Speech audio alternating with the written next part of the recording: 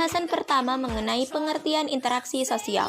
Interaksi sosial adalah aktivitas pertukaran sosial antara dua individu atau lebih. Dengan adanya interaksi sosial, suatu tatanan masyarakat tersebut dapat tersusun, sehingga membentuk kepribadian setiap individu.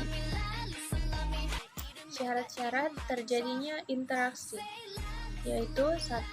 Kontak sosial. Kontak sosial adalah sebuah cara yang dilakukan seseorang dalam proses interaksi sosial. Kontak artinya sama-sama menyentuh, tetapi dalam interaksi sosial, kontak tidak selalu terjadi interaksi atau hubungan fisik. Karena orang bisa berbicara melalui telepon, ponsel, maupun surat. Yang kedua, komunikasi. Komunikasi menjadi satu di antara syarat interaksi sosial karena dengan adanya komunikasi, pesan yang ingin kita sampaikan jadi tersampaikan.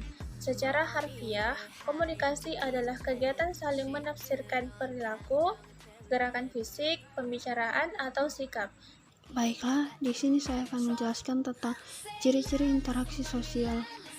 Ciri-ciri interaksi sosial itu terbagi atas 4, yaitu yang pertama, adanya jumlah pelaku lebih dari satu orang.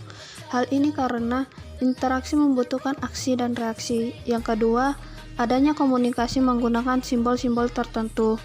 Simbol yang paling umum digunakan untuk berkomunikasi adalah bahasa. Satu hal yang perlu diperhatikan adalah simbol yang disampaikan harus dipahami oleh pihak-pihak yang berkomunikasi agar komunikasi tersebut berjalan dengan lancar. Yang ketiga, dalam interaksi sosial juga ada dimensi waktu, yaitu masa lalu, masa kini, dan masa depan. Hal ini berarti dalam setiap interaksi sosial ada konteks waktu yang menentukan batasan dari interaksi tersebut. Dan yang terakhir yaitu adanya tujuan yang ingin dicapai. Tujuan tersebut dapat menentukan apakah interaksi akan mengarah kepada kerjasama atau mengarah kepada pertentangan. Ya, ada bentuk-bentuk interaksi sosial. Nah, interaksi sosial itu dibedakan menjadi 2 bentuk, yaitu interaksi sosial asosiatif dan disosiatif. Nah, interaksi yang pertama itu asosiatif adalah bentuk interaksi sosial yang mengarah ke hal yang positif, seperti kerjasama. Nah, kerjasama itu kan artinya bahwa suatu usaha baik itu bersama antara individu yang satu atau antara individu satu dengan yang lainnya atau antara kelompok satu dan lainnya demi untuk mencapai tujuan bersama. Lalu yang kedua ada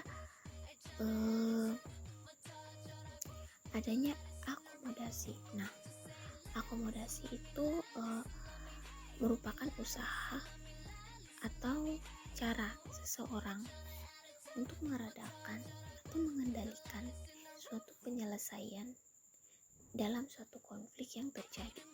Selanjutnya ada akulturasi. Nah, akulturasi itu merupakan proses sosial di mana dapat menimbulkan suatu kelompok atau menghadirkan kelompok baru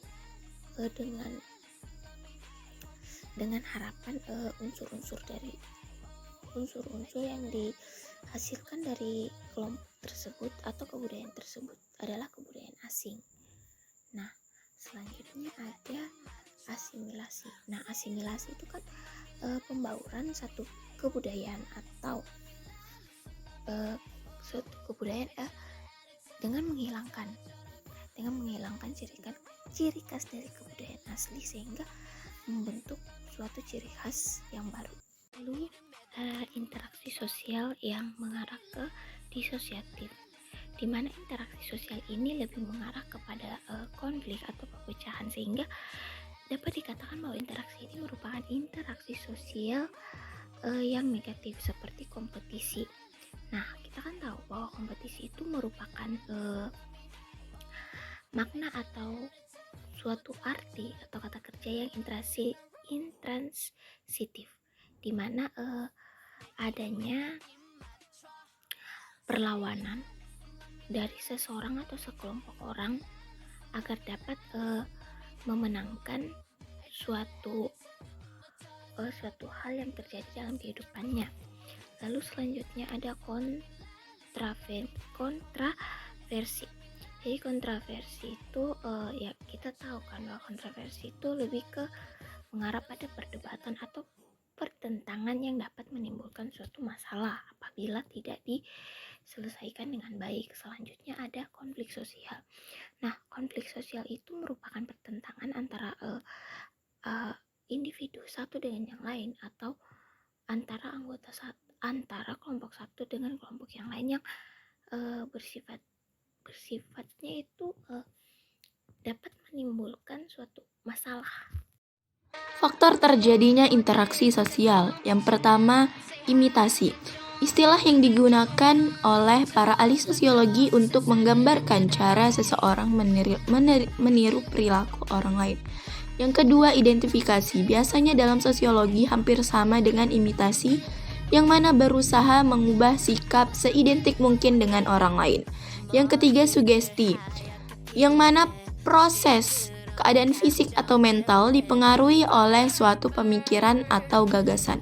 Jadi sugesti ini mempengaruhi pemikiran seseorang ke pemikiran orang lain dengan mengungkapkan berbagai ide.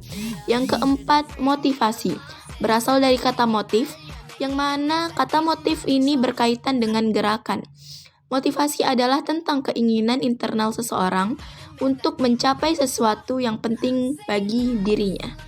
Yang kelima, simpati. Simpati adalah perasaan sedih untuk orang lain atau berupa tindakan kita mengungkapkan perasaan sedih kepada orang lain yang mungkin sedang berduka. Dan yang terakhir ialah empati, kemampuan untuk membagikan perasaan kita dan emosi orang lain seolah-olah itu adalah milik Anda. Selanjutnya, contoh interaksi sosial dalam kehidupan masyarakat. Contoh pertama, bergotong royong atau kerja bakti bersama warga sekitar untuk membersihkan lingkungan di sekitar rumah dan membuat lingkungan tersebut menjadi asri, nyaman dengan bekerja sama. Yang kedua, membeli kebutuhan rumah tangga ke toko tetangga yang menjual sembako, yang mana agar hubungan semakin harmonis dan berupaya untuk membantu perekonomian tetangga. Yang ketiga, selalu mengikuti rapat rutinan mingguan atau bulanan yang diadakan oleh ketua RT. Dan contoh terakhir yaitu mengikuti kegiatan sosial kemasyarakatan seperti pemberdayaan kesejahteraan keluarga atau yang biasa kita sebut ialah PKK, atau kegiatan lainnya seperti arisan, pos pelayanan terpadu atau posyandu, dan masih banyak lagi.